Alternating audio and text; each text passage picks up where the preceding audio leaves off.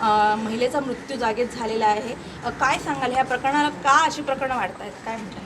अत्यंत गंभीर आहे आणि ही प्रवृत्ती तरुणांच्यात फार वाढायला लागलेली आहे आणि रात्रभर कुठेतरी गोंधळ घालायचा आणि पहाटे पहाटे निघायचं आणि सकाळी चालायला आलेल्या लोकांना उडवायचं, हे बऱ्याच वेळेला व्हायला लागलेलं आहे.